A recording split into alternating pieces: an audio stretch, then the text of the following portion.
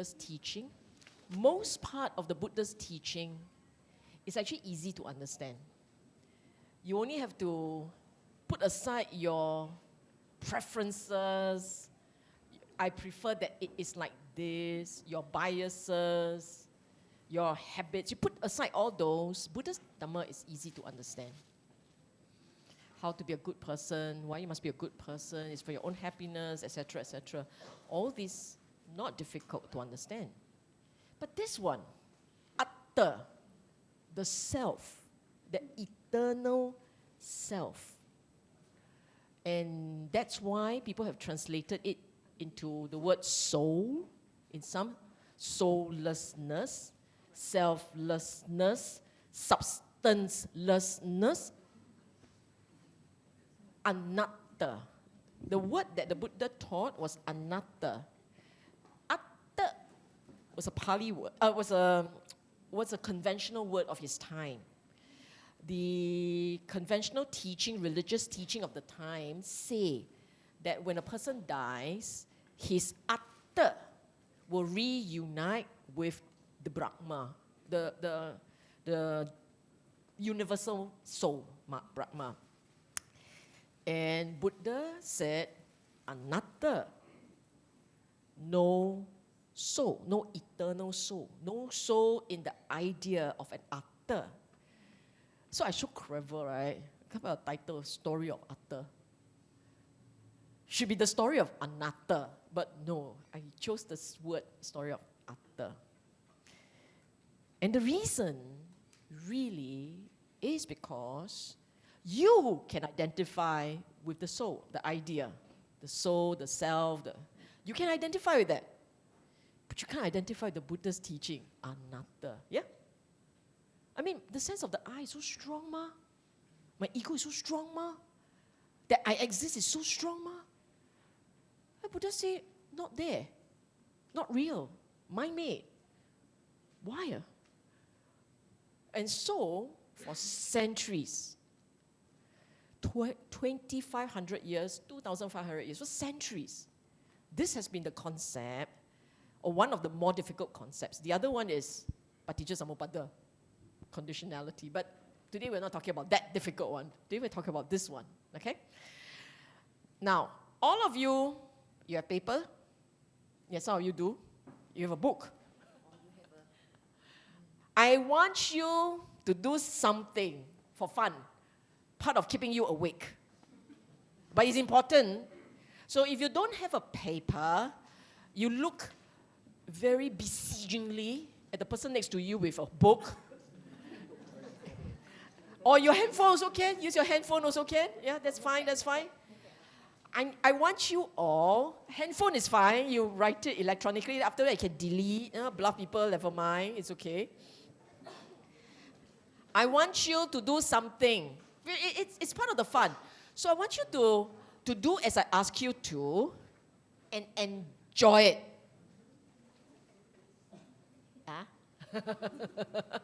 The Atta runs away. Okay. 3 minutes. You have 3 minutes to do this. Ayah. Hello. What happened to my... no, wait. Okay, Okay. I'm giving you 3 minutes. Serious. I want you to be original. This was serious. This is important. You can do this. Afterwards, what I say will make sense. Okay? 3 minutes for you to write me something about yourself. I don't need a page. I just need a couple of lines, but the more the merrier. See if you can come up with something original. Pretend. Shh. Pretend I'm here, your best friend. Your new friend. Okay, I'm your new friend. And I said to you, hi, how are you? Could you tell me something about yourself? And then, what would you tell me? Now, if you tell me something boring, right?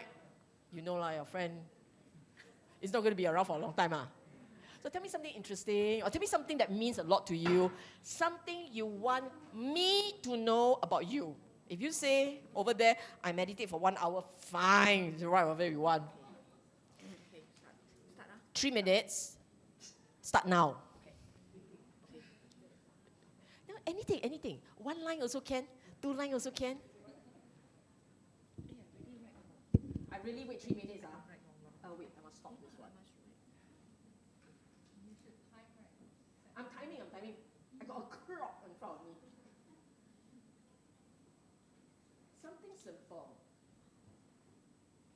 So it's so contradictory, something interesting. Something interesting cannot be something simple. You want something simple?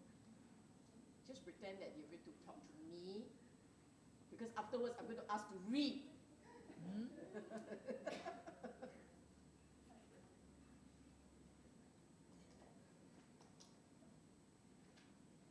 Somebody will say, so jialat, come for meeting also must. She's supposed to do the work. I'm doing the work. It's okay. You have only used up 30 seconds.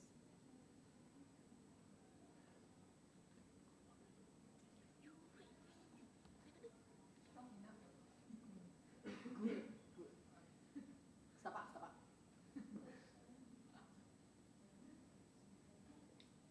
Something about yourself, don't go and tell me about your husband, your wife. No need. Unless you're saying, I am the wife of so and so. Okay, now that's you, Lord.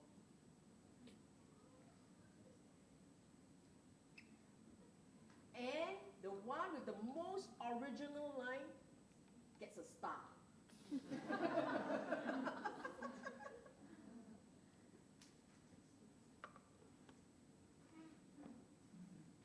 Almost there.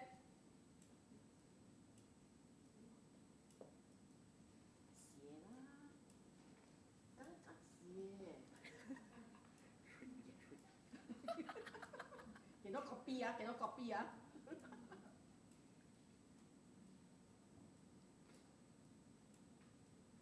Okay. Finish writing your last line. Oh, it's not switch off. No. Okay. Done. Okay? Good. You all wrote something. Did you write something you're proud of? Okay, now we start. Today, now, what you have written, can you put it down? Even better, give it to your partner next to you. Exchange it with the partner next to you. Okay. No. Okay, if it is the red color one, yellow color one, then okay, like you keep for yourself. The point, no, I want you to exchange, because the other person next to you, that person will mark. Okay. Will mark. You can mark your own. I'm okay with that. No, there's a reason for that. You have faith. Sadar. Okay.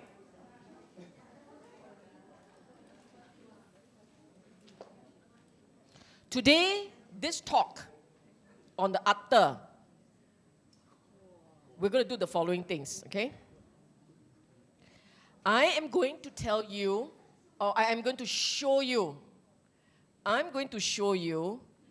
how Atta comes about.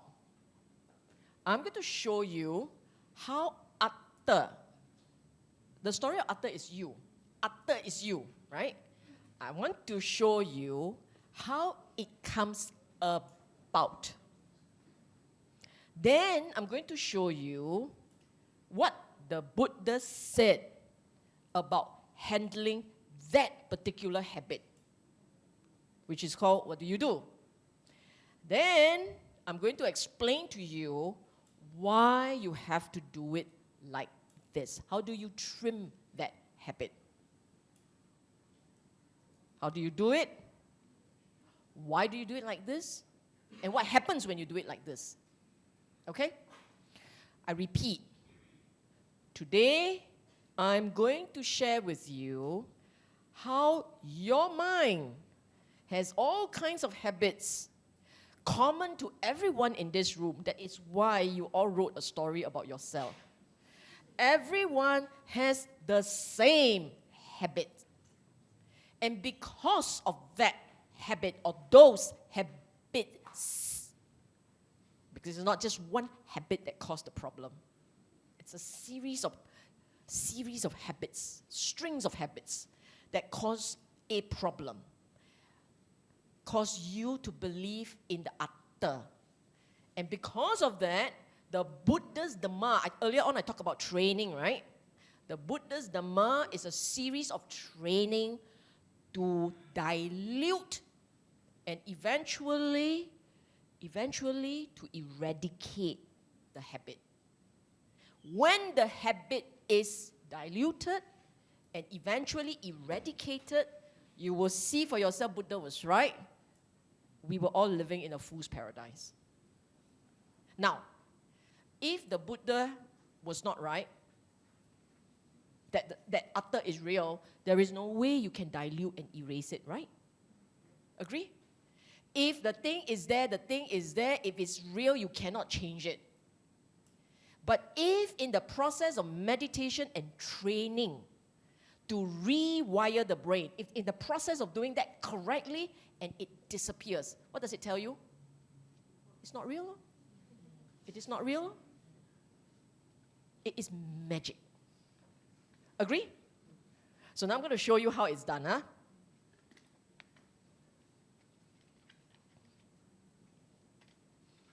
How did this story come about?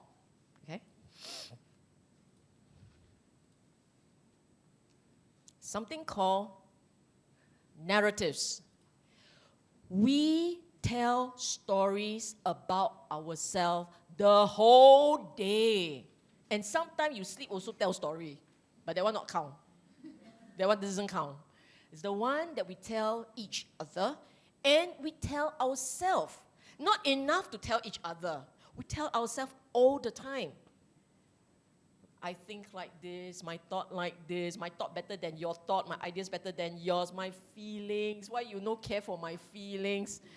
I must tell you all about my experience, my travel experience, my work experience, my kopi O experience. You see what I'm saying?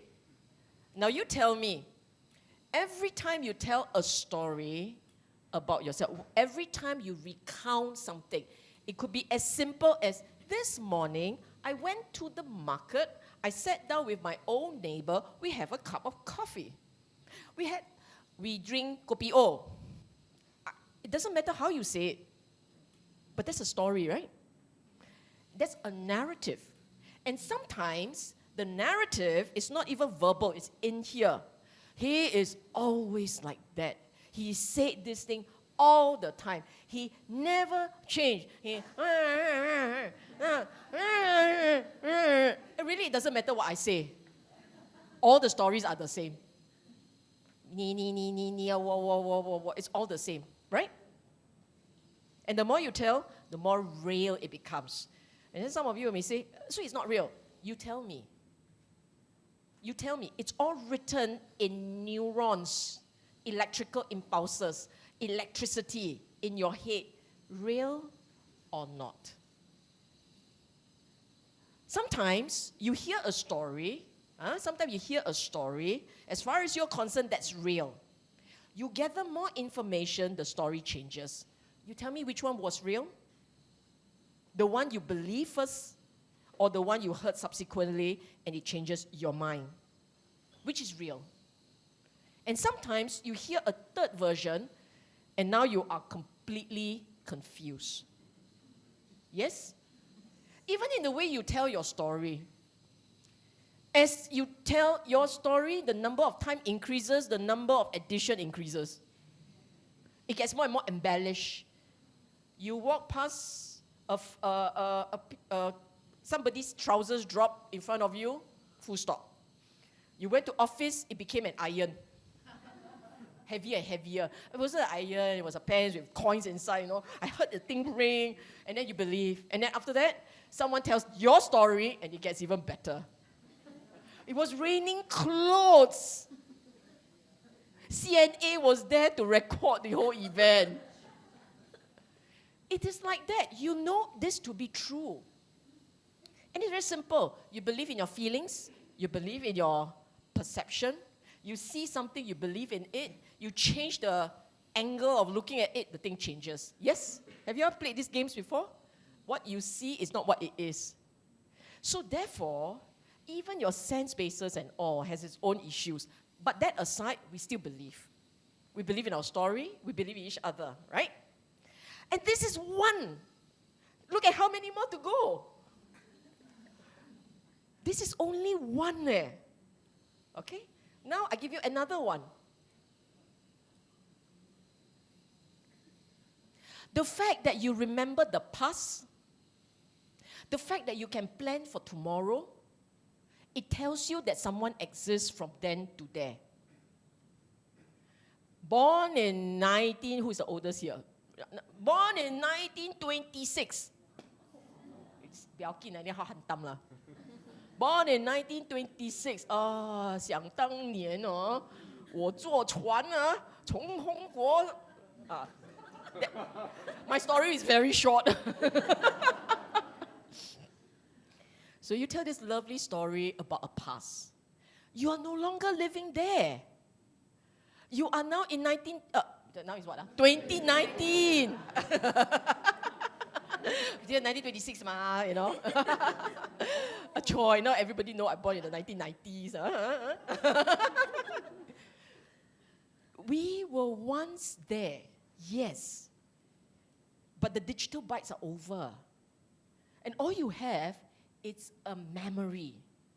But the memory which you can recall at will somehow gives you the idea and the impression that the whole experience is one unbroken experience. From the day you were born, to the day that you are, to the day that someone else cried at your funeral. It's a story. And because of the memory and the capacity to plan, you live through the entire period, you must be real. So the second thing that causes you to perceive that there is something real is the digital bytes manifesting as memories and planning. Agree? You think about it. So first one is narratives, which is narratives is the one that keeps going. It's a running commentary. It is a non-stop running commentary until you close your eyes and fall asleep, and for some it continues. But the point is there's this running commentary. The second one is when your running commentary stop, I remember that day, start already. That is why you can imagine how scary it is if you lose your memory. Because suddenly the identity, the idea of what you are, who you are, what you stand for, what is meaningful and important to you, that idea is broken. And then it becomes very scary. Right? Sobering.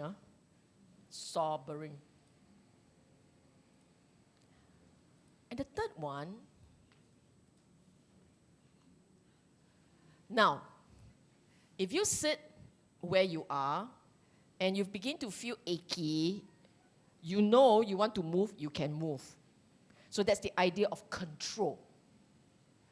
If there is a noise out there and I'm annoyed by it, and if I am somebody big time, your building owner, I go there and tell him, stop. Then he stop. Control. But then we all feel helpless because we can't stop him. He do whatever he wants. But you're not affected now. Imagine if you're trying to sleep and then you're affected. You see what I'm saying? here everybody suffer together, and then we are in the Buddhist community, cannot so rude. All very nice. Chaga, kanti, right? All patient, so it's okay. Yeah? But if you're trying to sleep, and this is like, I don't know, 10:30 at night, you should take stone and throw. Okay, now we are nicer, take pillow and throw. But the idea of control is very important. Don't you have this sense? Something that displeases you, you try and fix it. Something that makes it, and then if it fixes not quite to your satisfaction, the annoyance comes up. Why do you have that agitation? Because you believe you can fix things. You can change things. And then you feel annoyed when you can't fix things, because it's not all the time you can fix things. And you feel annoyed. That's all. And oddly enough, it is this particular thing, this particular sense of control of outcome that causes you to say there is an I in control. You think about it, huh? You watch this, give you an example. You're telling your husband, or your husband is telling you, or you are telling your wife, it's one of the spouses. If you don't have a spouse, significant other. You are telling your significant other, can you stop doing this? When you eat, can you make less noise? Something like that, huh? He will chomp happily. And you say, I can see into your throat. You tell him, can you stop? And he won't do it. He will not. It becomes control. You are not giving me face, you say. It's about I, He's not respecting me. How has his eating habit become you? How has a person's eating habit become about you? But you feel you don't have control over him. He is belittling you. This is just eating. Then there is the toilet seat thing. Snoring. His fault, okay? It's his fault. He snores, it's his fault. His body snores. His brain didn't say, you know what, tonight I shall do it louder for her benefit. Just to get at her, I shall encourage the body to just let go, man. And then we also feel very bad about our snore, right? I mean, it's not as if the girls don't snore. The boys just didn't hear you because he's louder. But really, and then we'll feel so bad. We also snore. It's almost as if what the body does is your fault. It's your fault. You are so uncouth, you snore. And that doesn't help that Hollywood plays it up. If Hollywood had placed it up the other way, right? Snoring is good, snoring is good. It is a reflection of a healthy body. Everyone hopes that they snore. But the point is, back to the mother thing, it's control. So I repeat, the story you tell yourself, and the story you tell each other, the fact that you plan, the fact that you have memories, and this idea that you can fix your environment to your satisfaction. 3 habits, all of them describe you. Habits, instincts, nature of the mind. They are the one that reinforce the idea you are real. It's not finished yet. Got some more. Bokao. Wait, I give you another one. You tell me, You see, I know you. You know me. We talk about each other. Sometimes we agree. Sometimes we disagree. We seek affirmation from people. Others seek affirmation from us. The fact that I know Marcus and everyone knows Marcus, and Marcus like that. Marcus like that. Like that, lor. Marcus real already, lor. Because we all agree that Marcus like that. But this happened to all of us. All of us. And what is really painful, supremely painful, is your idea and everybody else's idea different. You think you are gentle and you are refined and you are the beauty of the world or the most handsome, suavest man. You have delusion. Huh? You have all this self-perception, right? You look into the mirror and when there goes Mr. Handsome, right? Huh? And then everybody, I think one day you found out that everybody will say, what's wrong with him? His taste is damn hopeless. What jialat? Right? So, impression of people, your impression of people, because you exist, because other people say you exist. And you also say other people exist. Which is why, in Dhamma, by the way, this is very cute. In ancient India, Dhamma, I don't know whether they still do it today, but in ancient India, there was this punishment imposed by the Buddha on his charioteer. This famous charioteer, name is Chana, who was the guy who drove the Buddha. He was the one who got the Buddha out of the palace and managed to escape, right? So because of that, and then he became the Buddha, because of that, he was very proud of himself. Hello. I the driver leh. I driver leh. You know, if I didn't drive him, you don't have Buddha, okay? So he was very proud. It's impossible to teach. Monks complained about him. Buddha didn't know what to do with him until his deathbed. He told the monks, impose Brahmadanda on him, meaning to say, send him to conventry. Don't talk to him. Don't react to him.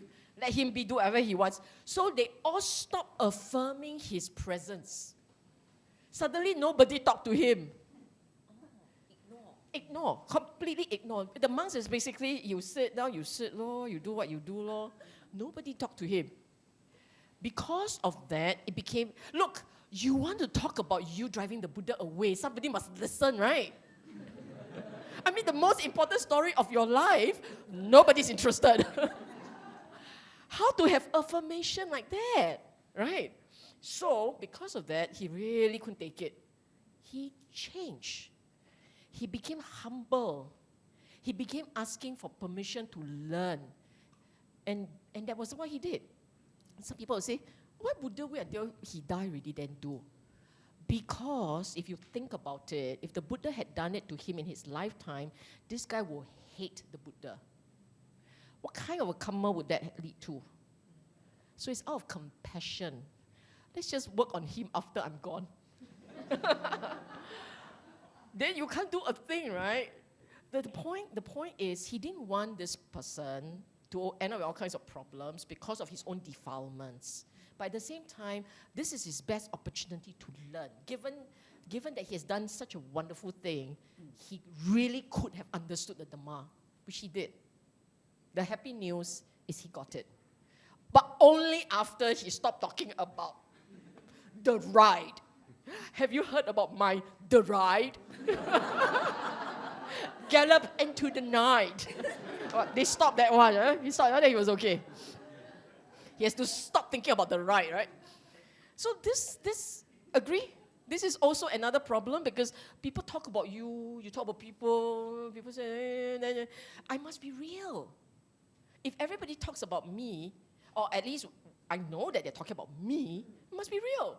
Sometimes they're not talking about you, then you wonder why. I must be real too. I'm so real, you must talk about me. Something like that. But actually people would rather talk about themselves. And this is the one which is the trickiest to understand. Okay, anybody disagree with me on number one, narratives being the source of your delusion about Atta? Any disagreement? No. Anybody disagree about the number two, continuum of identity being a source of your delusion? Any disagreement? Delusional, your impression of control, this part here, okay, understand. But you can also see where I'm coming from, right? Is it a bit too tough? Should we slow down? Stop the thing? Let you digest? Because this part is the easy part. It's not very important. This part is the easier part. This is not the part where I say, so what? This is the part I'm describing you. I'm describing us. This is the easy part. Wait till I describe what you're supposed to do. Then you, yeah, oh dear. The last one says, 1, 2. The last one talks about pleasure, delight, joy, happiness, and so on and so forth. And I say, your attachment to those things is also the reason why you want to be real. Want to be real. You spend an entire life with the person that you love. You had joy, you had memories, you had a wonderful life. And I'm telling you, you are not real. He or she is not real. Painful? Painful? Of course. Of course. So it's your attachment to your own pleasure, the joy, the happiness. It's attachment that makes you want to believe you are real. Because if you are not real, then what is the marriage or the relationship about? What's the meaning? Everything about you not real? I see. Shuba, right? Go out and fight. It is hard to accept that everything that means so much to you, your promotion, your first paycheck, the love you shower your mother, your father, the kids who tell you, Mommy, I love you, Daddy, I love you, all those things has to mean something, because if they don't mean anything, what's the point? You see what I'm saying? So acknowledging anatta is actually painful. As long as you have attachment, it is painful. But when you have no attachment, if attachment as a habit fades away, then doesn't matter. See what I'm saying? So you understand this part, right? Up until this point, do you disagree? Okay, now I show you the... So what do you do, right? I took off the earlier part. What are we supposed to... What did the Buddha say?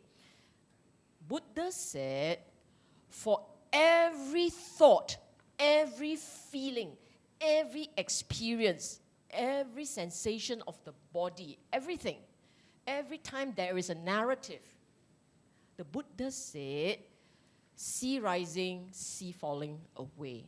In other words, every experience, every feeling, every thought, everything that comes will go. Right now, where you sit, the feeling at that point, when I say now, that point, right? Now over is over. It rose and it gone. Your experience, your life experience is really a succession of gazillion millions of risings and falling away. You are a digital bite of the moment. Actually, it comes and it goes. All things that come together impermanent. All things that come together dukkha. The nature of all things, anatta. Condition comes and go. Anicca comes and go, rise and fall. No one moment lasts forever. No one feeling lasts forever. No one thought, view, sensation, experience lasts forever.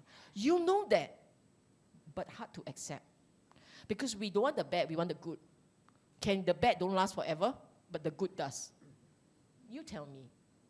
It doesn't work like that. Unfortunately, it doesn't. Okay? And all these are referring to the elements of experience you will have at all time. That's all. feelings, able to see and label, identify, able to think and construct, able to experience. They are you, your experience. But everyone comes and go. I'm putting all this in daily layman language, okay? And impermanence, the Buddha talks about carefully note for yourself, every moment something dies. Mortality. Feeling comes and fade away, right? So every moment something dies. Feeling dies, experience dies, view, thoughts, construction dies every moment. But you see, the regular person doesn't think of the die, doesn't think of the end. They think of the rising. What's next? What is next? What is next? So when your mind keeps thinking about what's coming up next, you are looking for rebirth. Again and again. It comes again and again. But if you, it's just two sides of the same coin. If you stop looking at the coming and you look at the ceasing, straight away your mind changes its perspective. When you get angry with something or someone, you are looking at arising. He said this, he did that, he blah blah, she did this, she did that. You see, it's the arising. But if you flip it around and you see it as it's done, it's done, it's done, it's over.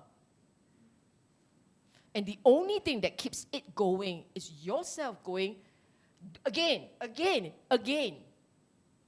So you stop saying again, it's done.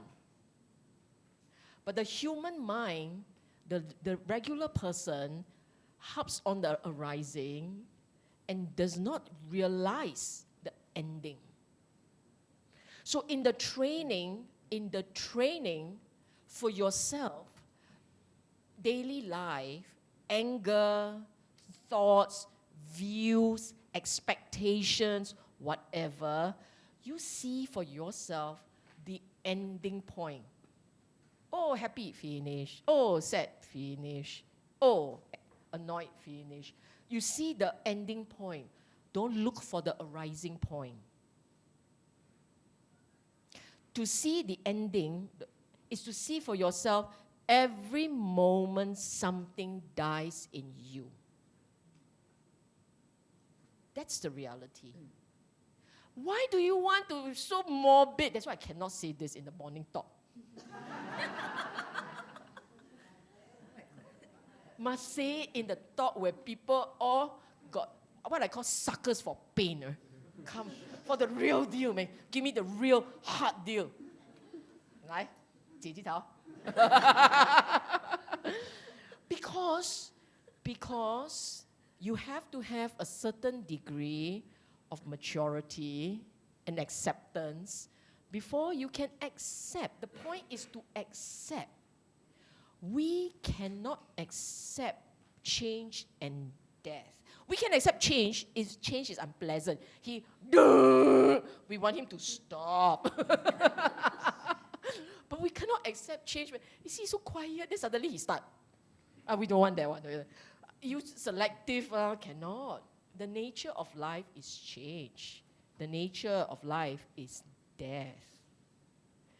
That is why in the Dhamma, if you go through the suttas, right, many a times, he talks about death reflection. He talked until his saliva dry up. 口水干了. Still, we say, tell us about Dhamma. Tell us about Nibbana.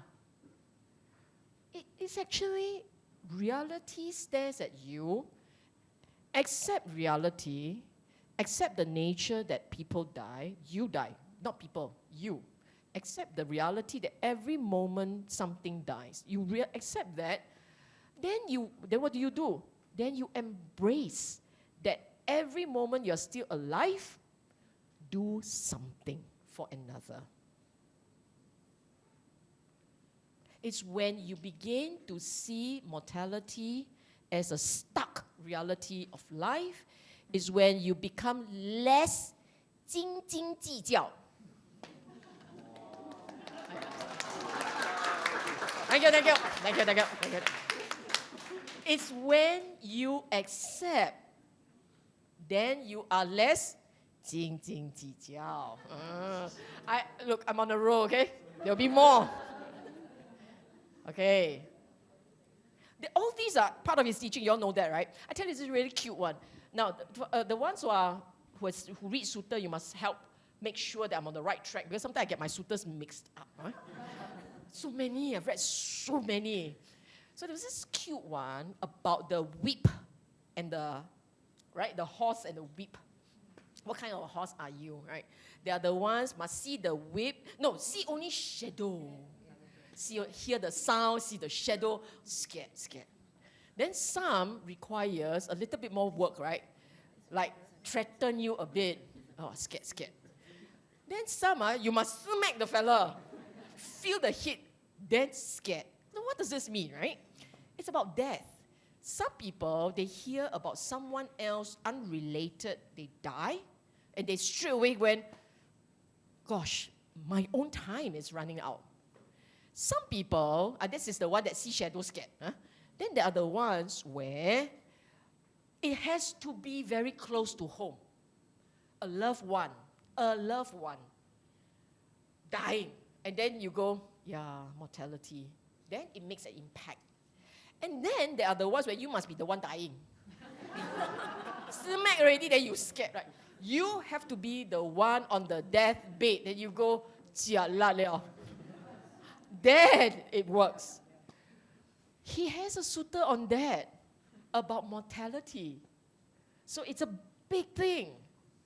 He told his monks, when you reflect, what is kilat training? You all understand my English, right? What is kilat training? Kilat training, So one monk say, I reflect that I will die, not good enough. I reflect that tonight I will die, By the end of the day I will die. He says, not good enough. And another one says, I reflect that by the end of this meal I'll die. Not good enough. And the fellow said, the one that, before I swallow or after I swallow, I die. He said, 对了，就是这样. One breath. That one's still not good enough. Must be the breath. These two are the good one. You see, is it good? Next time you all sit here, okay? There is so in the next bite, in the next swallow, or by the next breath, I'm dead. And then the Buddha say, 对了. He wants you to be constantly aware of mortality. It's not because of morbidity. It's not because we get a kick out of thinking about death. It is not. That's the reality. It is to keep your mind in check. Our mind drifts happily, willy-nilly towards pleasure, right? The mind happily does that. After Dhamma talk, quickly finish, then we go and catch the bus, we go watch a show. Our mind likes to do that. And it's very happy doing that. When we do that, we are looking for pleasure. Is there anything wrong? Well, when you have displeasure, when it's not to your liking, you will feel it. But if you are very mindful that, really, we're going to die. It will happen sooner or later. When the mind is of that nature, you will not pick a fight. You will not be petty. You will be more forgiving. You'll be more sharing. You'll be more kusala, more wholesome. As you are more wholesome, the mind goes a bit more quiet. When the mind is a bit more quiet, you are completely at peace. That is all. There's a standard formula. If you're not mindful of death, after all, you're still going to be alive tomorrow. You still got to see his face. You've got to do something about this. That's the way our mind works. I have time on my side. I need to fix things to my absolute satisfaction. Otherwise, tomorrow I will still be upset. Otherwise, so there's a lot of otherwising going on, you see. You understand? If you know 6 months to a year, maybe 3 months, then if Tua pekong, very good to you. 9 months lah. If your timing is like that, I'm not saying it will happen. I'm saying if your timing is, really don't know, then the way you see things, the way you react to things is very different. I tell you this cute story. You all like hear stories, right? I didn't talk about the weaver's daughter last week. No. I haven't spoken about it. This is a story about the weaver's daughter, okay? Weaver's daughter, now she has no name. She's completely a lay person, nameless. The record is a weaver's daughter. She is so unnamed that we name her after her father, the weaver's daughter, right? She happened to attend one Dhamma talk by the Buddha, and the Buddha told them about death. Said, reflect on mortality at all time. Now this one, class A student. Buddha said what? She did what? For 2 years, day in, day out, reflecting on mortality. 2 years later, Buddha went, okay, she's ready. He went to that village to look for this girl just to help her enter the stream. He went down, had a dana, everybody attended the town hall talk. Tonight, the Buddha's giving a talk, everybody was there. He sat down there, he said nothing. Because Weaver's daughter not there yet. Weaver's daughter was doing errand for father, so she couldn't come for the talk. And she wanted to go, but she knew he was coming. She was all ready to go. Father asked her to do duty. She did her duty. The meantime, Buddha waited. Then she came much later. Buddha saw her, told her to sit down, and they had Q&A. Didn't even give Dhamma talk, Q&A. Where are you from? She went, I don't know. Where are you going? She said, I don't know. You don't know? I know. You know? I don't know. Oh, so jialat, everybody reacted like you all. Oh, no. You're very happy. They were so annoyed. Everybody was so annoyed. What kind of a lousy comment is that? Where you come? Where are you from? Say, I came from my father's house. Where you are going? After that, I go back to my father's house. What kind of this kind of answer? So Buddha said, explain to them. And she said, Buddha knew I came from my father's house. So his question, where you from, cannot be about where you came from. He was asking me, where were you before this birth? So she said, I don't know. And then when he asked the second one, where are you going? Where will you be after this birth? And she said, I don't know. But I asked you, so you must answer like that. Next time I ask you, where are you from? I don't know. Where are you going? I don't know. Then we know you enter stream, okay? And the third question was, you don't know? Meaning, don't you know you're going to die? And that's when she replied, yes, I do. I will die. But do you know when? That was the last question. And she said, I don't know when. So 4 upon 4. 4 upon 4. Then he gave his Dhamma talk. She entered the stream. She died that day. That afternoon she died. Okay? A young girl. Mortality. It was mortality reflection that got her into a state of mind when she is receptive to the Dhamma. This part is very important. Receptivity to the Dhamma comes only when you feel the pain of living. Most of us, when we have a disease, a sickness, and you know time is running out, straight away you feel the pain of leaving, not living. You will feel the pain of leaving. Then you realize this pain, everybody must go through. Everyone.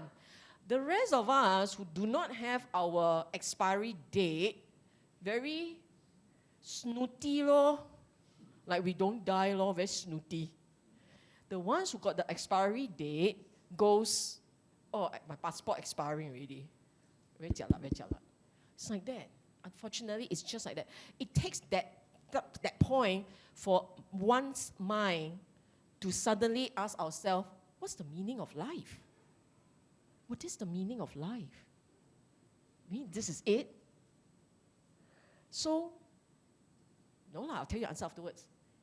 It's not it, but I'll tell you the rest of the story afterwards. I have wasted so much time on one already. Next one. Huh? Remember the memories and plan. So what did the Buddha say? What did he say about handling this habit? This is what he said. First, train yourself, train your wiring.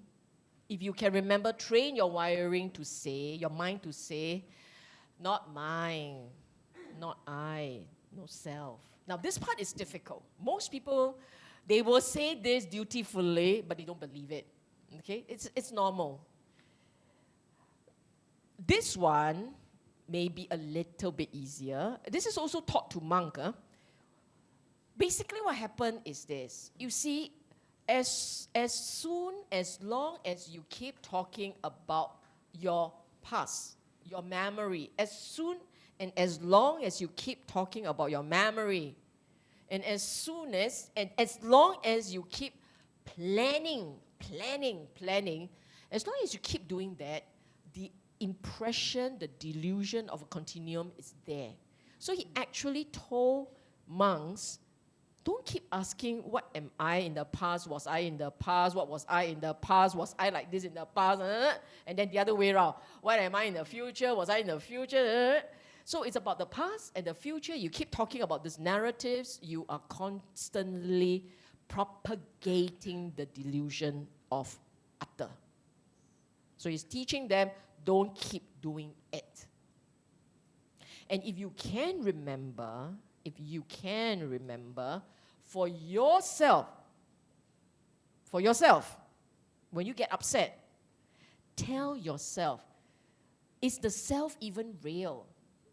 Now, I believe it's real, but I must tell myself, it's not.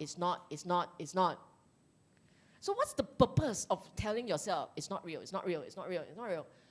To try and steer your mind away from a habit of assuming it's real. It's assumption. You being real is an assumption forged from centuries of habits. In this life, you have one chance of changing that assumption, changing the tune, changing the way your brain is wired and changing that tune. You have a chance. When you start doing this, you don't believe it. You will say and feel very stupid. I'm not real, but I know I'm real. I'm not real, but I know I'm real. You feel very stupid. But after a while of doing that, and you throw in the other parts of the meditation and the careful reflection, after a while, everyone will go through the sudden awakening. This is a sudden awakening that indeed you can have an experience where the self disappears. Self is a feeling. It can actually disappear. And that for that moment, when that self disappears, you go, wow, Buddha right leh. This is real because it can disappear. As I said, if something can disappear, it's not real. If it's real, it can't disappear. But you can only get there if you do some things. You want to see Mount Everest from the summit, you have to climb that summit. You cannot just look at YouTube. Right? You look at YouTube. Not the same. Not the same as, voila, kabeh, chap, the flag there, Singapore. It's not the same, right? So the same thing. You want to get the point that you actually taste this utter disappearing. You have to take the steps. You have to climb that Everest. Maybe not, we say Everest very scary. Kinabalu lah. Mount Kinabalu, not so scary, right? I don't know, I've never climbed it. I think about Bukit Timah Hill lah. Okay? So, achievable, huh? Achievable. Okay. Well, we all really come from a height to a low, man. From one which is a real mountain to one which is aspiring to be a mountain. Aspirational.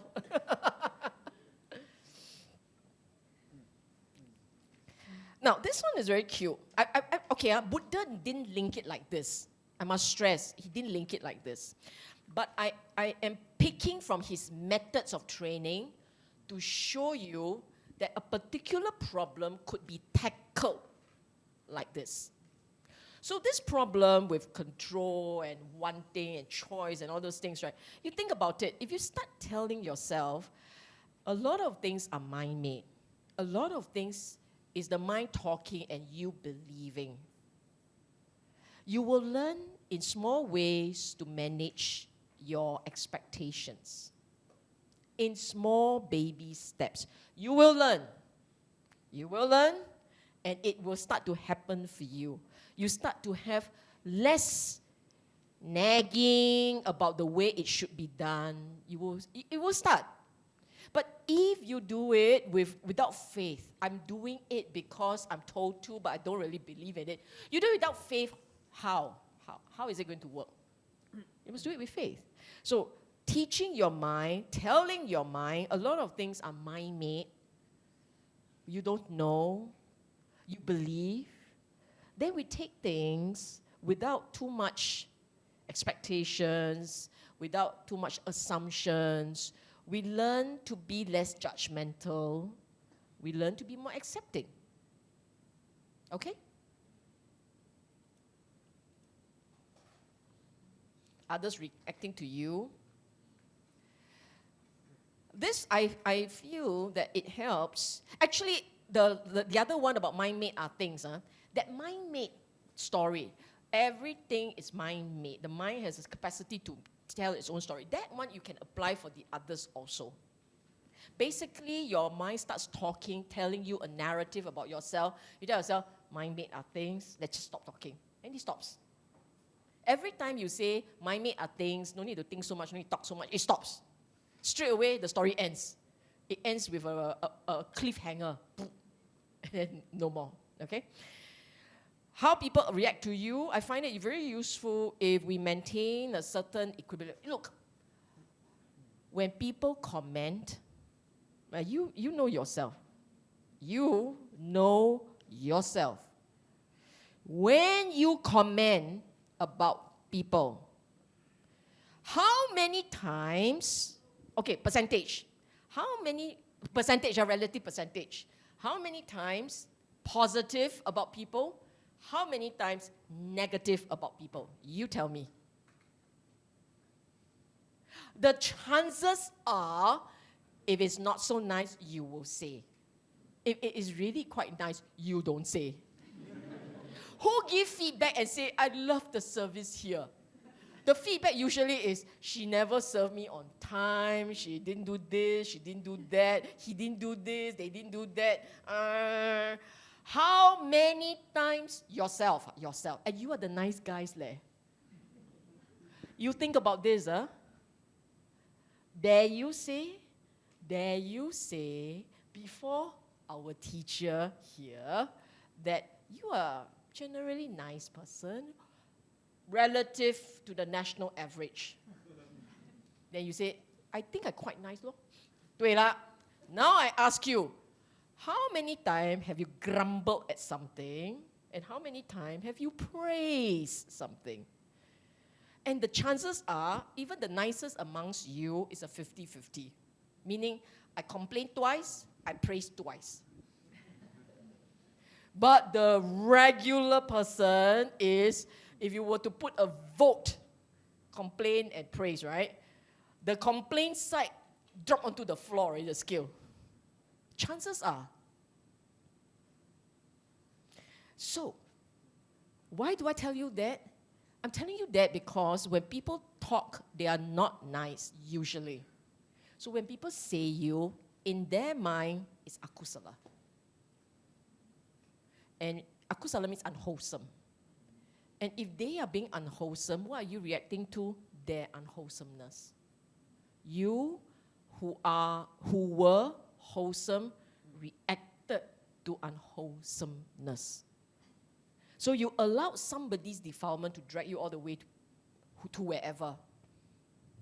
You see what I'm saying? The teaching here, look at the Buddha's teaching. He said, don't react. Don't react. Change whatever is unwholesome to wholesome, he said. 不是我讲的嘞，佛陀讲的。Quite good, huh? You think about it, this is what he taught.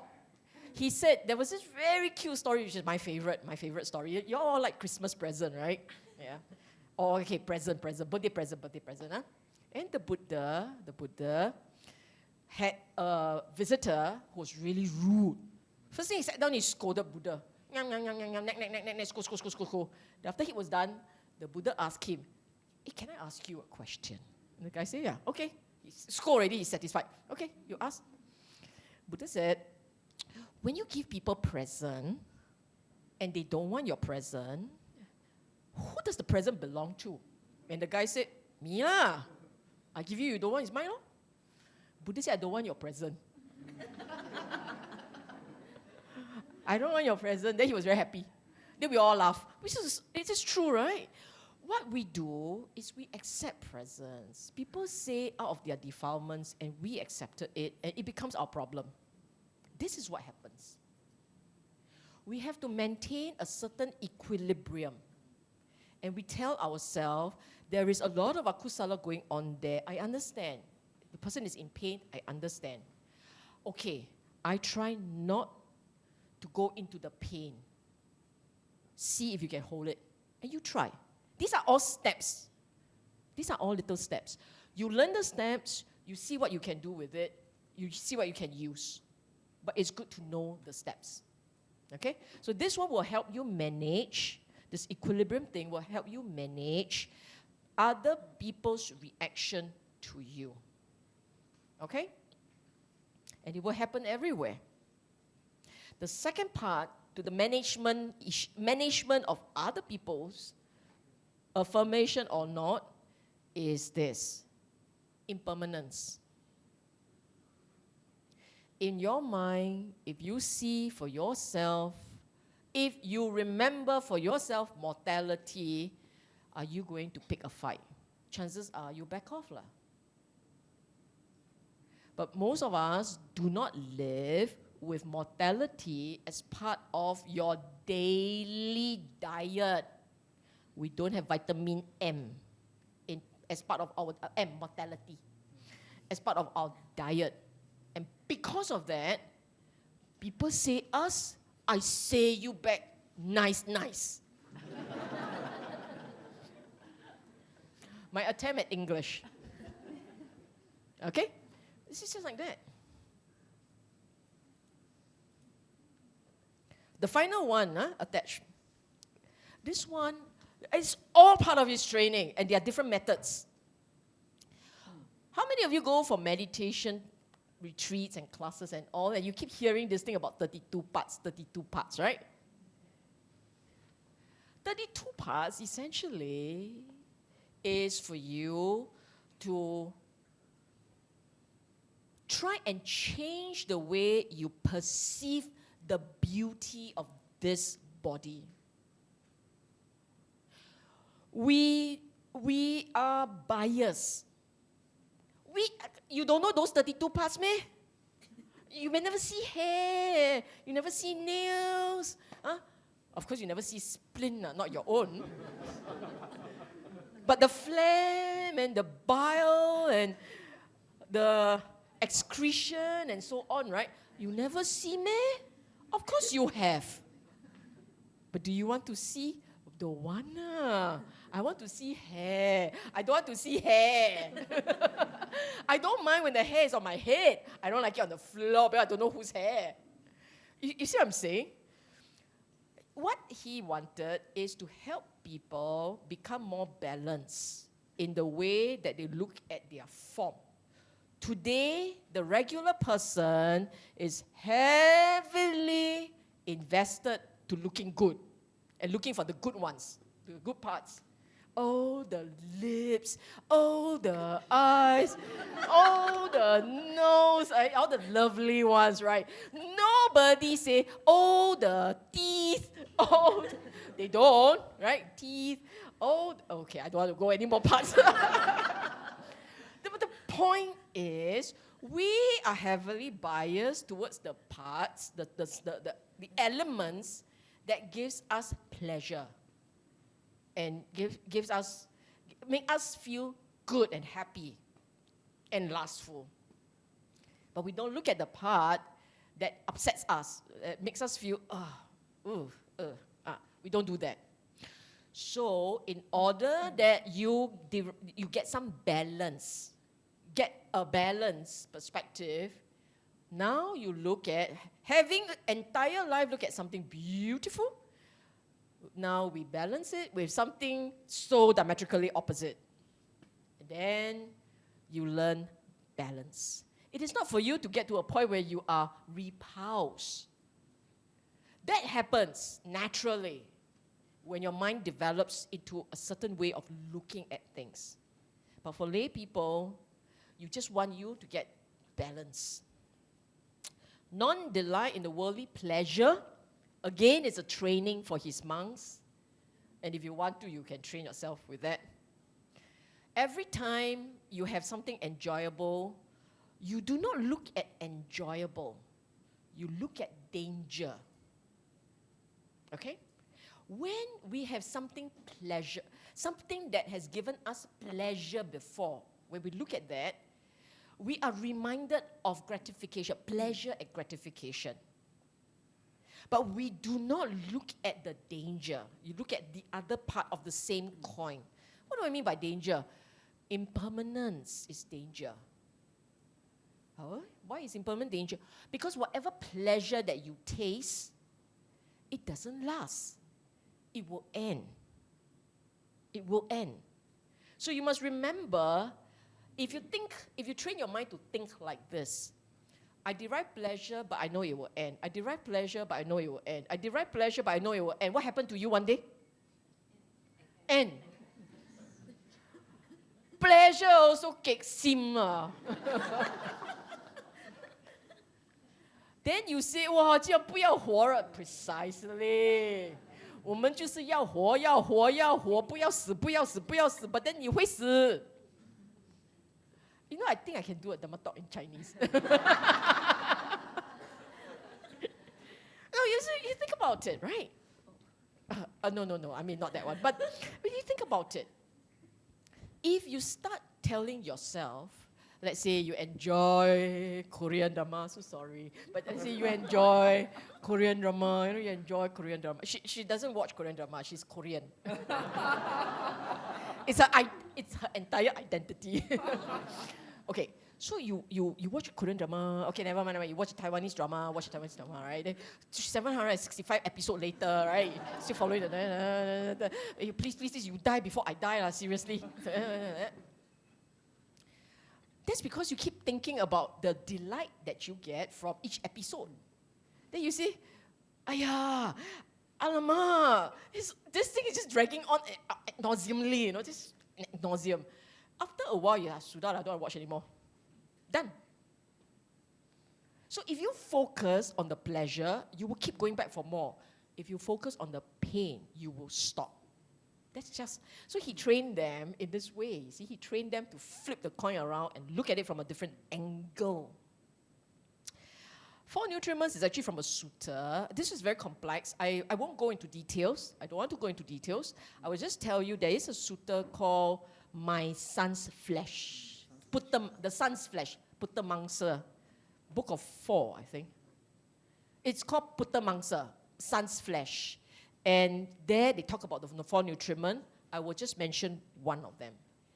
Food. Food as a nutriment because it feeds and keeps the body alive. There are others. And when we eat, the training which we talked about earlier, the training requires you to be mindful that this is only to keep this body alive. Instead, the regular mind will look for the pleasure associated with the taste. So he trains his monk to forget about the memory of the taste, stay with the focus, focus on the thought that eating is for being alive. So when you train yourself to eat like this, you will lose pleasure in food, in taste. Then you say, "Oh, I got no pleasure left." It's okay, you layperson. This one is training for monks. I'm serious, this is a training for monks. That's the reason why they are trained like this.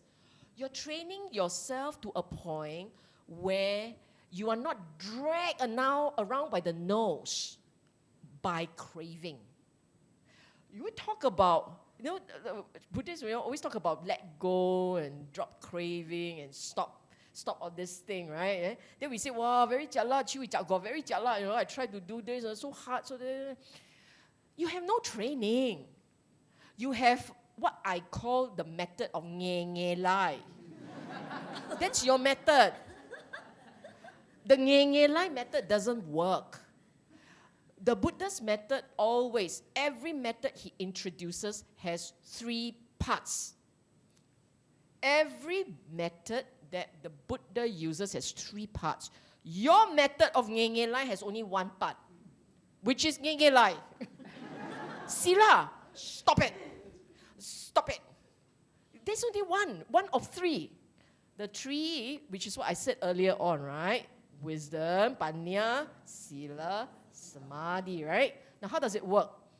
You must talk to yourself wisely. You must explain to yourself, if I continue to enjoy this food, I can never drop craving. If I'm training to become more detached, I must learn to drop craving. So therefore, the way I must do it is to remind myself, eating this food is all about keeping the body alive. So this one requires you talking to yourself. It requires you to convince yourself that this is necessary, it should be done like this. In the same way, why do you not want to indulge? We say all indulgence are impermanent. It comes and it goes, and it comes and it goes. I'm really like a drug addict. I come and I go. I inject and then I suffer. Then I inject and I suffer. I keep doing this to myself. I learn to try and stop it. Something like this. You never start. You never know it can be done. If you start, you begin to realize how it is done. So this is the part that requires understanding. Then do it. Don't talk yourself into this huge aspirational plan and then you don't do a thing. Yes, the food is only for sustaining of the body, it's about keeping this body alive. Then, wow, 加了哦. Wasted all your effort there. Especially the one that chant in Pali, right? I don't know how you chant it in Pali, but especially the one that chant eat faster. Wasted effort, seriously. Okay? And then the third one that says the mind goes a bit quiet. That point is very interesting. You see, basically, before you eat, you watch your mind, you watch your feelings, you are present in the now. Don't think. Thinking. I'm not sure whether I'm talking about it in this slide, but if I don't talk about it in this slide, it will be talked about next slide. Next tomorrow night. Thinking feeds craving. Every thought that pops out of your head, arising from your head, every thought has to do with pleasure or displeasure. That's just how our mind works. Seriously, who sits around here and talk about cleaning teeth? This morning, I brushed my teeth. Everybody goes, where's the punchline? Nobody, every morning I walk to the window, I open the window. Who cares? You know what I'm saying? When it is neutral, no strong emotion and feelings involved, nobody's interested in your story. Imagine a story that says, I walk downstairs, I walk to the bus stop, I wait for bus. Bus come, I go up bus. And here you're waiting for punchline, right? Did somebody fall? Did somebody die? Did you have an enlightenment moment? And I reached the office. And then what happened? Next time she wants to talk about her early day routine, like, we go jiak kopi. Because so jialat, right? What kind of a story is this? There is no Hollywood show will be about somebody open window, go downstairs. Art film. Don't have. And they have to call it art film because otherwise this fellow will be canned. Now, what is a good story? A good story is when you fight with someone and you won, right? You won. A good story is when you fight with someone you lost, but never mind, you go back and fight some more. Repeat broadcast type. And then second time you won. This kind of story very interesting. Unfortunately, you look at all your Hollywood show. Every single show must have a highlight, must have a crescendo and a diminuendo, right? Must have these things lah. You know, if you think about it, if it's a story that is like that, somewhere you're just waiting for the hand to come out. No. Must be like that lah. Okay, now. We halaf so much I forgot what's the original point. The original point was what? 32 nutriments. So I was talking about thinking and craving. Why is it thinking is always linked to craving? Because if you are going to expend energy to think about something, you better think to your delight or you think to avoid pain. That's how our mind works. That is why there was actually a sutta in the Majjhima Nikaya where the Buddha said, don't think, stop thinking. Craving or thoughts leads to your craving, and craving will feed the thoughts, and it's a vicious cycle. Okay? So everything that he taught, everything is about taming habits. Can you see that now?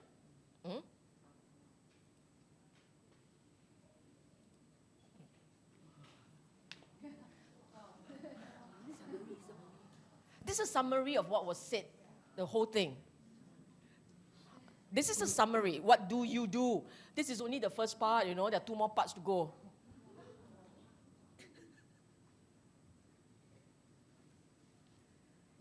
Okay? They are all going to be uploaded, right? In which case, you can adjust the picture sui and take picture. Okay? Can I move on? Oh, wait.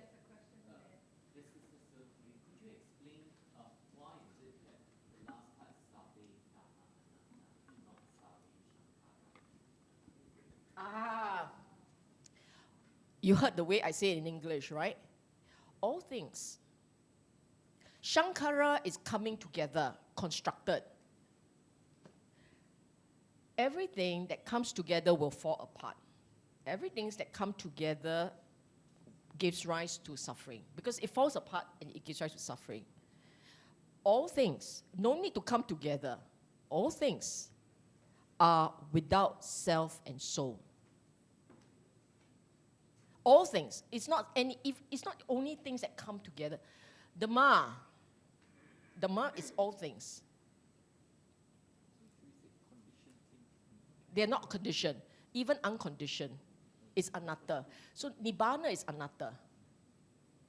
Nibbana is part of Dhamma. The first 2 is conditioned. Conditioned things, constructed things, things that come together. Shankara actually means coming together. Okay? Okay, moving on. This talk has 21 slides, of which I think the last 2 is not important. But we are now at slide 13. Okay? Why did we do all those, why did he teach the Dhamma, the training? Why is the training taught in that way? Okay, back to this thing again. Purpose. When you see rising, falling away, you see, I told you, look at cessation, look at mortality, right? I was repeating it earlier on. You see rising, you see ceasing, right? Rising, falling. When you see rising, you see falling. Your feeling comes, your feeling goes. Your thought comes, your thought goes. Your anger comes, your anger goes. See it go. See it stop. See it stop, don't see it rise. You see, whether or not you agree, you just think about it, right? You get angry. People get angry. And when you get angry, anger also ceases, right? It comes and it goes. Then how does it start again? Well, you're not an angry person right now, but you were angry at some point. Then why did it stop?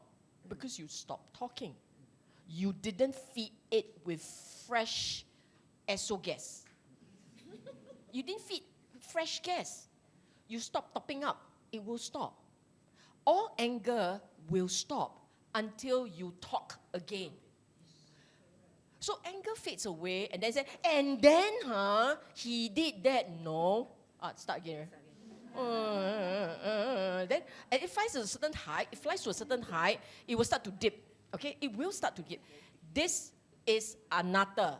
Anatta means it happens on its own rhythm. Nothing to do with you. You're not controlling it. It will fade.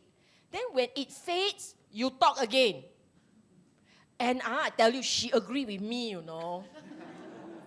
Like that, lor. Start again. So basically, it goes like this. Then you talk. Then it goes like this. And you talk some more. Then it comes like this. You are the reason why you are suffering. 没完没了. Okay? Why do we keep... I said earlier on about rewiring the way the brain works. You keep seeing cessation as opposed to seeing arising. You keep seeing mortality as opposed to seeing forever. You're rewiring the brain. You're changing the way that your system is wired. And as you change that system, it becomes easier and easier. Easier and easier to hold the Dhamma line. You see, say for instance, you're easily agitated. Let's just say very impatient, very intelligent, but very impatient, very on the go, but you're also slow. You're that kind of people, right? And then you tell yourself, I have to change. I have to rewire. Okay? So you do it. See cessation, see the anger go, see the anger face. Don't feed the words, don't feed the thoughts. At some point, you actually become a nicer person. It's harder to get you to get upset. When you set out to do this, you don't believe it can be done. Because I am I. I am me. If you are I and you are me, it cannot be done. But you're not, you're anatta. That's why it can be done. This is important to remember and understand. You want to change somebody, he has to be anatta for you to change. If he's not anatta, how are you going to change him? Think about it. You want to change yourself and you want to change someone, he has to be changeable. Anatta means changeable. If he cannot be changed, then what are you changing? Okay?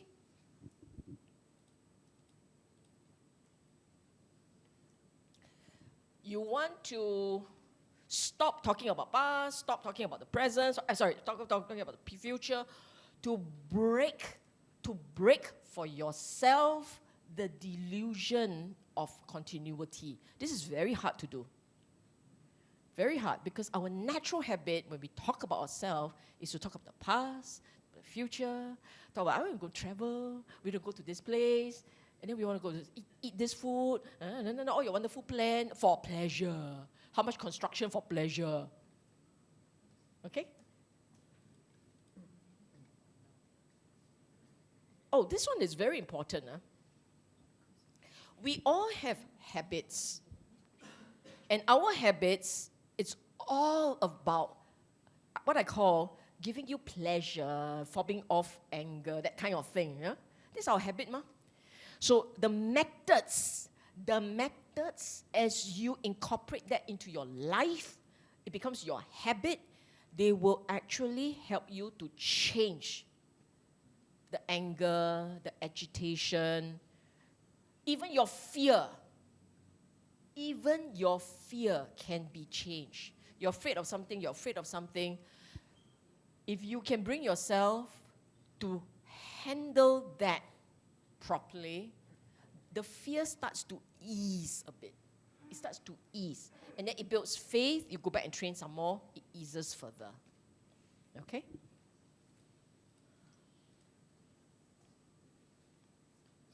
And remember the one about delighting. You train yourself with 32 parts, reflection, remind yourself, non-delight in all the world. And you do those things, it will help you. This is stopping delighting habits upstream. For most of us, we don't stop things upstream. We deal with the consequences downstream. You delight as a natural habit, the delighting in something. When you delight, the next time you see the picture, you delight again. It's downstream.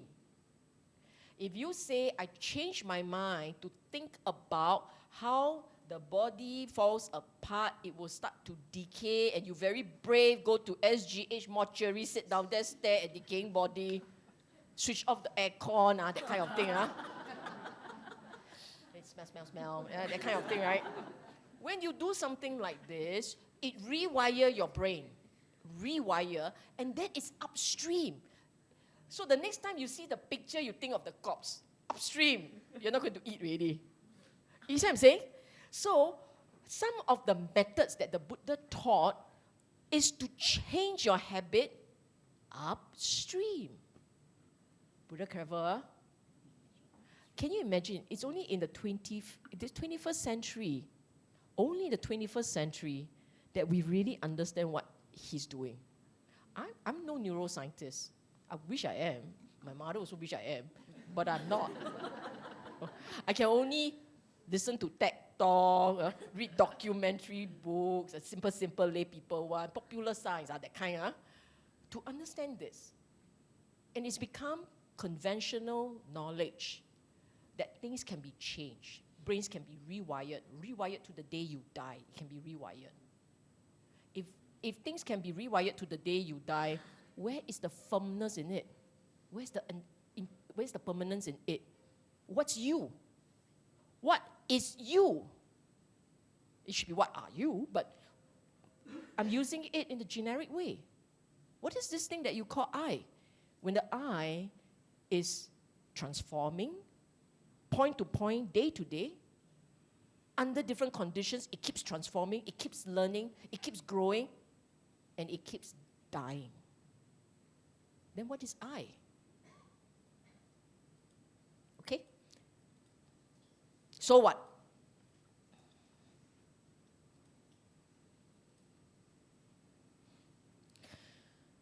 You remember, this is very, all this is very cheap already. This is at the higher end, the end point of learning the Dhamma. You are gamely here. You are my captive audience. I will lay it on the floor. No, not on the floor. I'll lay it on the wall. I will lay it on the wall for you. At the end of this transformation journey, right? At the end of it, you want to break the delusion. How your mind operates autopilot in a way that gives you more pain. The mind operates autopilot, and that autopilot mode today gives you pain. You want to have true joy, real joy, you have to rewrite the software. That's what we are doing. Rewriting the operating system of your brain. And you got to rewrite it with understanding, with conviction, with discipline. How are you going to rewrite something that is in place without all of the above? No understanding, anyhow 乱猪虫啊. No discipline, one day like this, one day like that. Rewrite what? Rewrite and kena rewritten. Get lucky, rewrite again, and rewrite again and again. What is being rewritten? Garbled code. Okay? You want to really rewire and rewrite properly. And then you will have the joy and the satisfaction of having rewritten to this beautiful mind. That should be the new Hollywood film. The beautiful mind that has been rewritten with wisdom, understanding, and compassion. Compassion for yourself, compassion for the world. So what is see for yourself how it is all fake, how the mind makes its own story. And when you see that, you will then realize for yourself, some of the habits are really not worth keeping because it gives you pain to keep them. Okay? I like this word, This part, it's also part of his teaching. You see, sometimes we don't understand where they fit in, so we take it, and then we take it as the end goal. Meaning you work towards this goal. It doesn't work like that. You have to change the way the brain works, change the way your mind works, change the way you see things, and then this happens. And what is this that happens? Identity is something that makes you feel special. I am different, I am unique, I am special. This is how look, I don't know how many of you here, let's just say, 80, right? Let's assume the 80 of you are special. I got 80 VVVIP. 80 of you all VVVIP. But that's how our mind works, because we see ourselves as different from others. And when you get angry, when you get agitated, when you do funny things, it's really this part of you egging you on. You are different, you are special, you are entitled. Take yourself seriously. So this is what we do to ourselves. And we take ourselves so seriously without realizing that the self is mind-made. I ask you, what's yourself? What's you? I am so and so with the IC number of I was born in such a day. Everybody also has a name, the IC number has a date. Everyone also very special.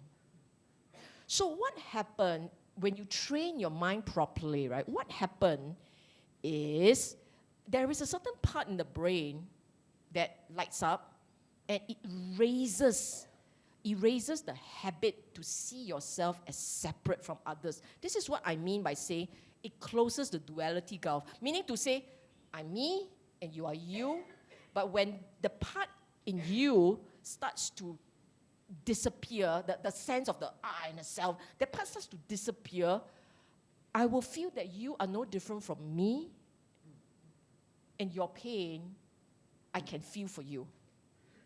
Do you see what I'm saying?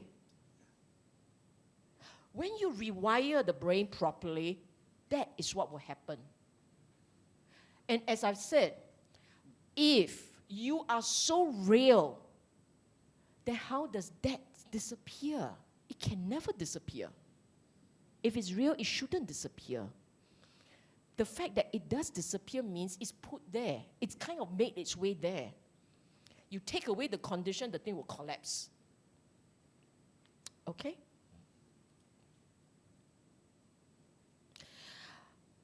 Now,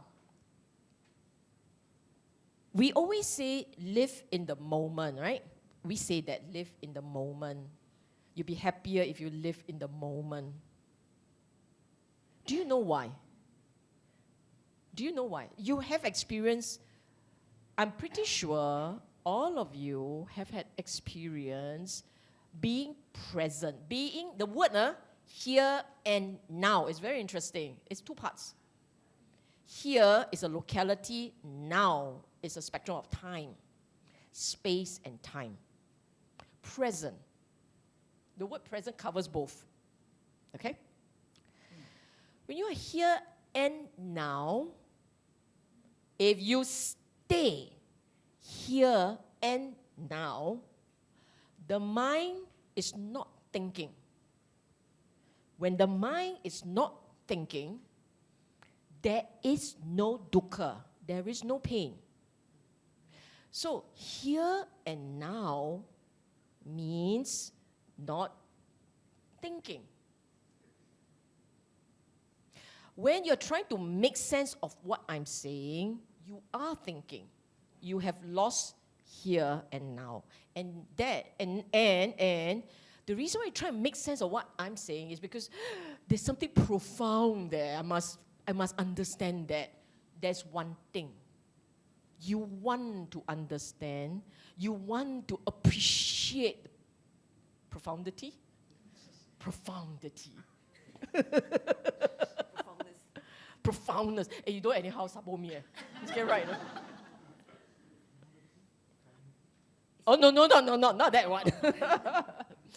The point is, when we say here and now, it actually means at that moment the brain does not think. It's aware. It is present. And in that state, there is no dukkha, no pain. Why is it we can't stay in the here and now? That is what you should ask yourself. Why is it we keep dropping out of the here and now? Reason is because of your habits to veer towards pleasure and in delight, pleasure. You plan to have pleasure. You remember pleasure. You remember pain and you want to avoid. You think too much, you remember too much, your mind starts jumping around, trying frantically to push away pain, anticipated, imagined pain, and take in all the pleasure. It lost the here and now. That's the problem. So the Buddha's method of training is to help you to let go of these pleasures and all these things with understanding. And when you understand, then you realize for yourself, no point chasing. The chase is painful. I shall stay here and now. And then it's okay. With understanding, you can stay. Without understanding, you will slip out of the here and now. With understanding, with a bit of practice, if you learn to drop the defilements, the bad habits, if you start to drop those, you will stay. And here, and you're present, you don't have to try too hard, it's peaceful. It's just peaceful. Okay? So changing the habit of living the past, the future, but living in the present. You're changing all these baseline behavior. You're changing these baseline behavior so that you can stay in the here and now. You don't change all these baselines behavior, there is no here and no now. Okay?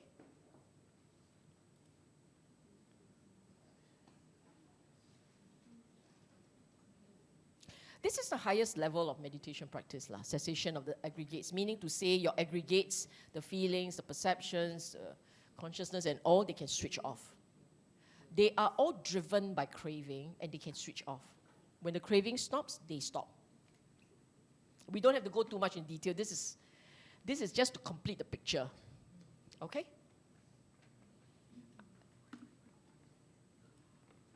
So, this is the entire story. You want to take a picture? Take now.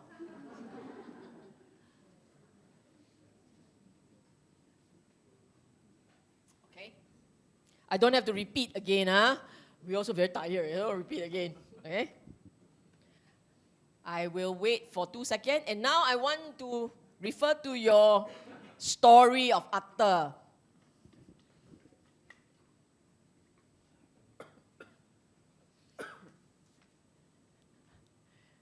很美咩？你要 take 到这样，很 sweet 啊，是不是很 sweet？ 很美哦，我也是觉得很美。我的阿德很开心嘞。Non delight.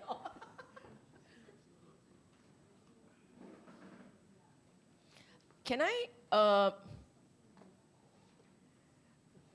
any more take picture with Atta? Huh? Any more? Okay, done. Now, it's done. Now,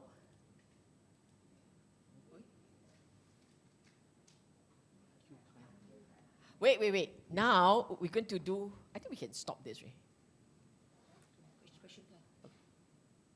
Leave it on. Okay. And now, you earlier on you wrote something about yourself, right? Can your partner take one look at it? Okay. Take a look at it. Now I'm going to repeat. Remember, we all started off saying that there are 5 habits that affirm the idea of the Atta, right? Narratives. What else? Memories and plans. What else? Delusional sense of control. What else? Affirmation of others and pleasure. Right? Okay. You look at what is written there. Is there anything new? Meaning to say, whatever is written there, does it fit into one of the 5 categories? Does it? If you have something new, right? Next week you give talk. My Atta can't take it. Oh, but seriously, you look at your own writing, your friend next to you is looking at it for you, right? Or you look at it yourself. Isn't that the story that we tell? And then you know that all 5 are makeup one. Are makeup one. Then on what basis you see there's Atta? So cute, right? Yeah, lor, I also say. Okay, you all can take picture. This is the in this book, in this chapter of an upcoming book. It's online only. Today it's only in ebook form. Feel free to download and print for yourself. For others, I have no problem with that. The Dhamma, every teaching, everything that I've said today, a lot of which is in there. Of course, not in the way it's said today, but the Buddha's Dhamma, it's there. Okay?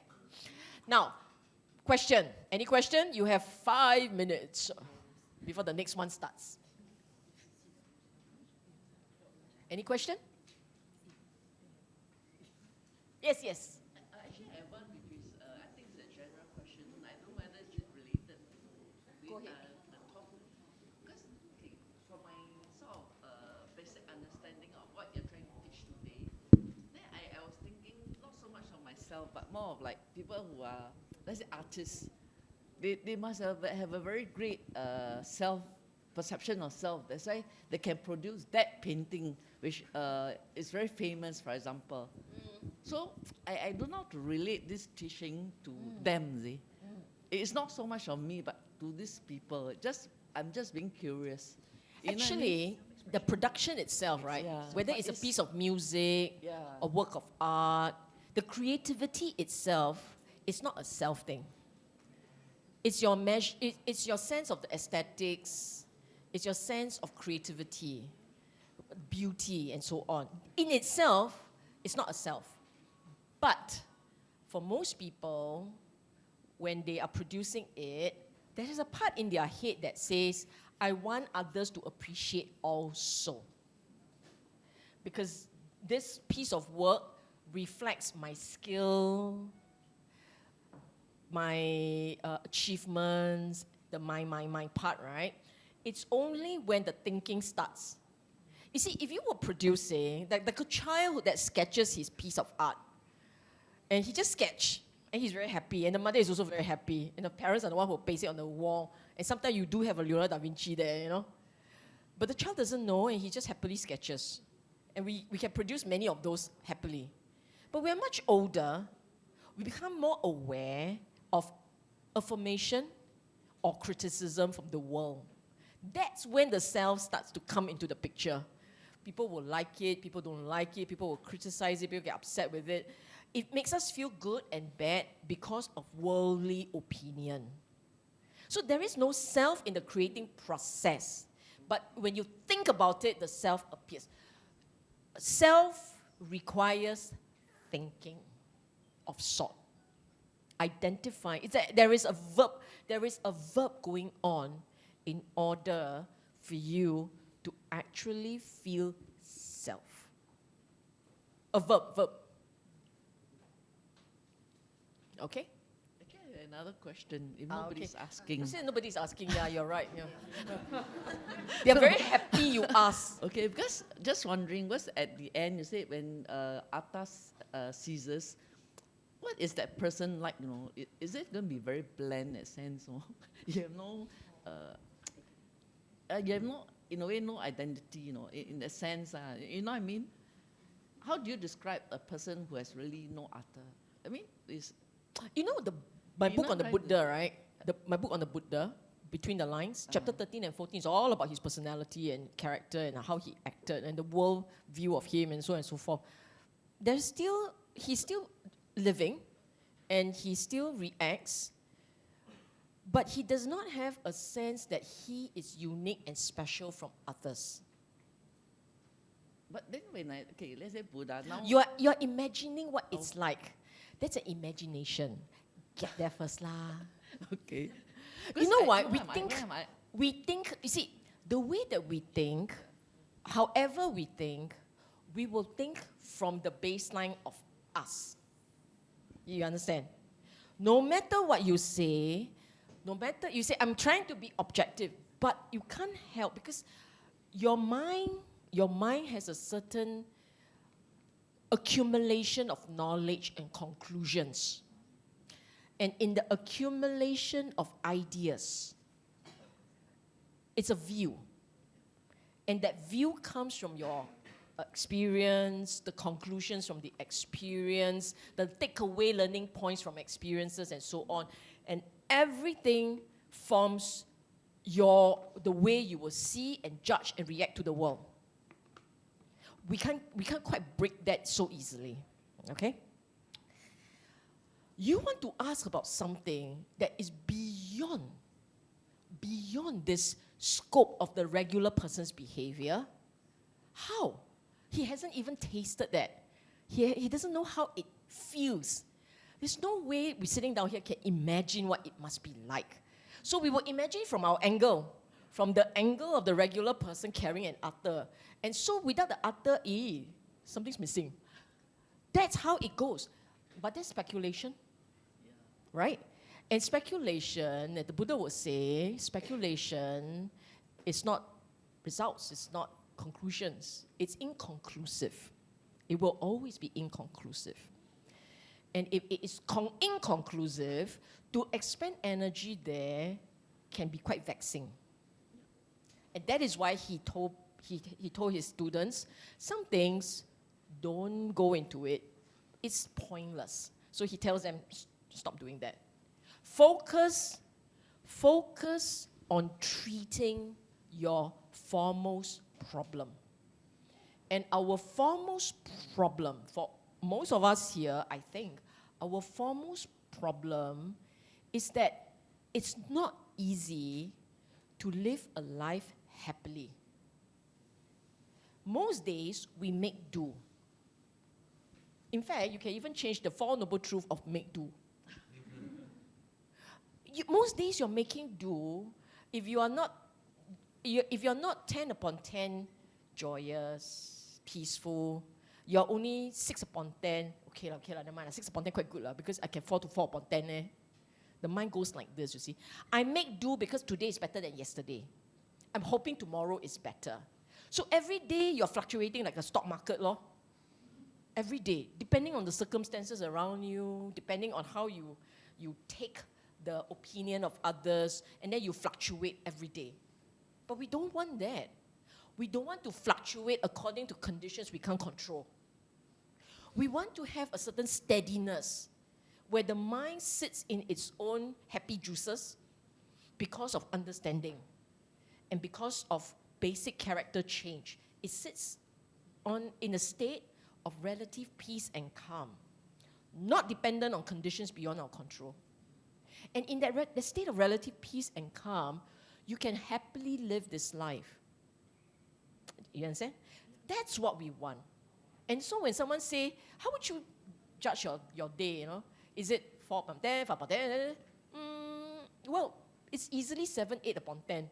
Quite sweet, right? Yeah. Unconditioned, Quite sweet, ma. What else you want? Then you 10 upon 10, Arahan. 10 upon 10, Arahan, ma. No, not what we do. So what we want is really that sense of peace of mind and a joyous living and replicable. One person joyous, then everyone else look happily, hungrily, not happily, hungry. It's no point. Buddhist method is replicable Dhamma. I teach this method, this is how it's done, you do it like this, you also jackpot. It's like that. It's not so good use jackpot, huh? But that's the idea. The idea is the Dhamma is replicable for everyone. Understand the conditions, understand what has to be done, do it exactly, you got it. We want 10-year series like that, lor. I take the 10-year series, I invest the money, I get the return is, I be happy. I understand how the mind works. I know how to reshape it, rewire it, and make it better. And that's what we want, isn't it? What is the point of learning something and then only at the end of the day say, I kena swan leh. Didn't work leh, it didn't work. I did all these things and nothing worked. So you feel let down. No, Buddhist method does not let down. 2,500 years of people have gone through it. And every year, every generation, there are people who understand. If no one understood, it cannot be kept alive. It's because it has been done, it has been understood. The rest of the people looking at them go, has to be, because they are different. They are happier people. They seem to know what to do. It has to work. So that's how it stays alive. That's why in your chanting, you say to the Buddha, homage to the Buddha, right? You go, how does it go? Iti piso bhagawa arahan sama sambuddha, right? You do that. But when you talk about the third one, Sangha, how does it go? Supatipano bhagavato sawaka sangho. Supatipano. Then the next one, Ujupatipano. And the next one, Niyayapatipano, Samisipatipano. Everyone talks about practice. Well practiced, done correctly, with understanding the correct destination. So they know what they are doing and they do it to the best of their abilities. That's the Sangha we bow to. And those are the Sangha that kept the Dhamma alive. Because, putting it in modern advertisement language, they are walking advertisement of Dhamma. You do not have this walking portrayal of Dhamma, the living embodiment of Dhamma. How? How do you sustain faith? People would start saying, Buddha's time work law, because we need Buddha. If that's the case, your chanting won't be like this. It would have stopped at, Iti piso bhagawa arahat, full stop. because no more. You understand? But it has that part. That part is very important. Supatipano. Correctly practice. Uprightly practice. Done correctly, done with understanding, done with the correct objective to the end. And then, these embodiment of the Dhamma have to shine the torch, because we need that light to know where that path is. Okay? Yes. Hi. I'm just looking at delusion, and the last part that says changing habit of living in the past and future to living in the present moment. My question is, are we going to live in the moment every day?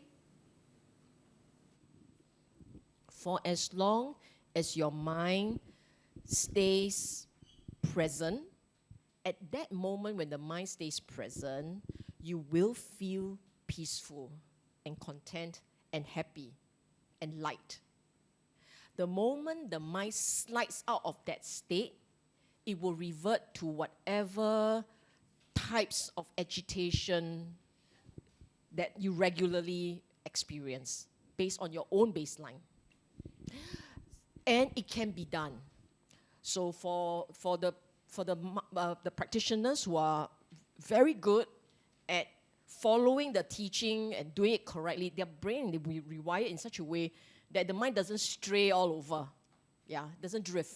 So as a layman, we usually sometimes, not to talk about the past, but we're going to do in like living in the future, like we said, like you mentioned just now. It's a matter of planning what you're going to do next, Correct. where we're going to go. Correct. So if you come to that stage at Yes. the present, at the moment, for Yes. instance, are you going to you have to bring yourself back to the present? Is that what When you're the teaching done says? doing what you have to do, Yep. say for instance, you got to take somebody to the hospital and see a doctor, that sort of thing. Naturally, you have to do some planning. But the moment you're done planning, right? Okay, I'll do this. Okay, done. Done. Do not spend time, I will do this, and then you got the offline, and then the sub point, and because the mind, we will take it at tangent, and you go all over the place. And then you will think about something, then you remember a memory of something unpleasant, and then you will react to it, and then the whole story gets a bit complicated. So you live your layman life, live the regular life, do your planning, have it done, happy with the objective, sensible, practical planning, done. And then you just do. And then when it doesn't work out the way you wanted, you see, we don't plan what to do, we plan the outcome. So we plan what we want to do so that we get that outcome, right? That's how we work. You plan. You don't plan outcome. Outcome depends on conditions. I will go there and I'll eat the char kway teow. Then, char kway teow man on leave. Then we get agitated because the outcome was not what we want, right? Therefore, as you reshape your mind, you learn to make do. All you want is char kway teow. So, okay, you also can. That's all. Or what you want is to eat. Anything also can. So you start to make do. As you learn to make do, you are no longer so caught up in outcome. You are quite happy with whatever pops along, and you take it like an adventure, pops along, and you just make do and enjoy yourself as you go on. Thank you. Thank you. Interesting. Okay. One more.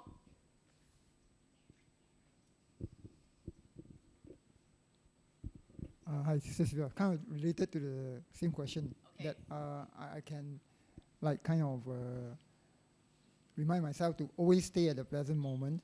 But at the same time, there are practical reasons for me to kind of think of future. Like last week, for the beginning of the week, I've been quite peaceful because try not to think of future, try to stay at the present moment. Then I met my financial planner.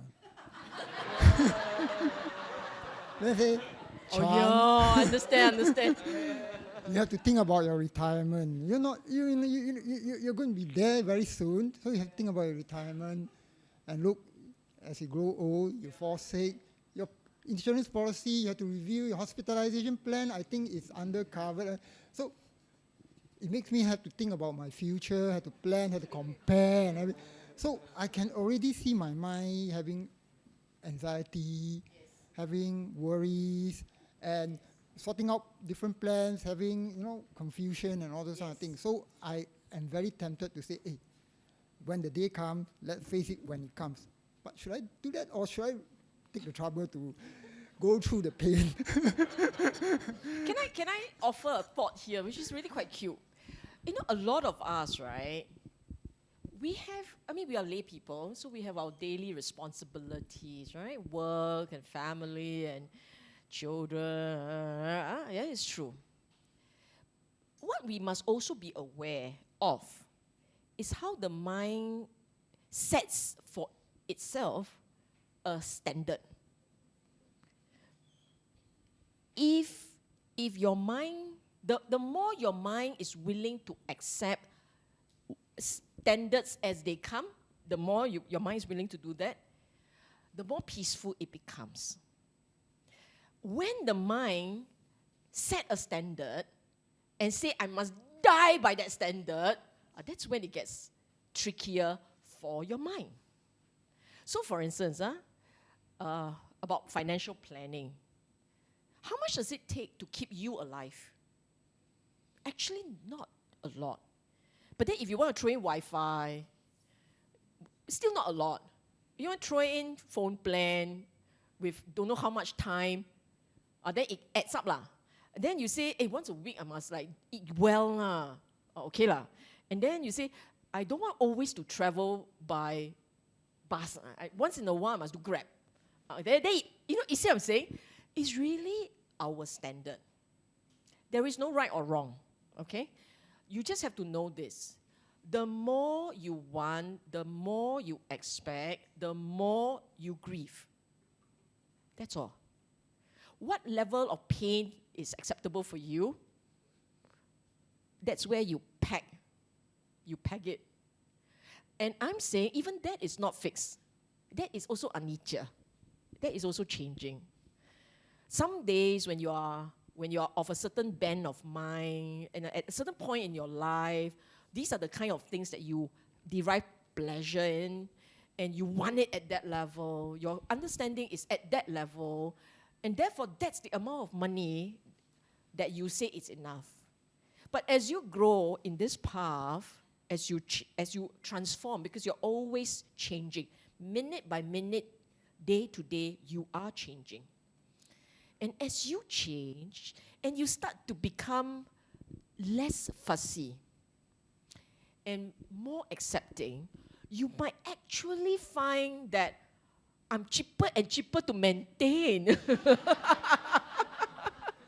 I'm more affordable to maintain, And it's just like that. So right now, sitting where we are, this is our baseline, which will always change. It can change for the better, meaning cheaper, or it can change for the worse, meaning more excruciating. The one factor that people say, but health cost is very expensive. Again, you must also say, health costs also got budget one. There is a certain expectation, and it's the expectation that is expensive. It's really your expectation. Then some people will say, but surely it's not unreasonable to expect that. No, I never say you are unreasonable. I say expect pain. When you keep pushing up the higher limit, you just have to realize for yourself that the more you expect, the more you want, the more you must be prepared to take the pain. That's all. And if you reshape your way to a point where you really like to think about the next person, because it gives you a lot of contentment, a lot of sense of contentment, right? So you try and do things for others. At some point you say, actually, who really cares about what's happening here? They're all there. you will change. As you walk on this path, as your understanding changes, your expectations, moderation, or expectations, they will start to change. They will start to evolve, for sure. So at a point in time, when you expect business class travel, to a point in time, you actually don't feel like going anywhere. You see, your cost of living went down so much. Then you say, no fun. No, you have changed. Your sense of fun has changed. That's all. Okay? So don't worry too much. In fact, I would say that when you feel happier, you don't need very high maintenance. Sitting with a friend, drinking kopi by the... You're always drinking kopi, I tell you. I assure you, I don't work at Nescafe, okay? Drinking water, drinking water in your glass next to the sea. It's all environmentally friendly, right? When you do that, it's fun.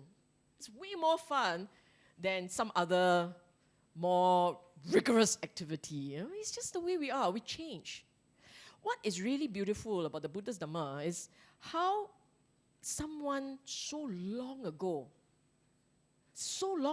his teaching is so relevant, more and more relevant today.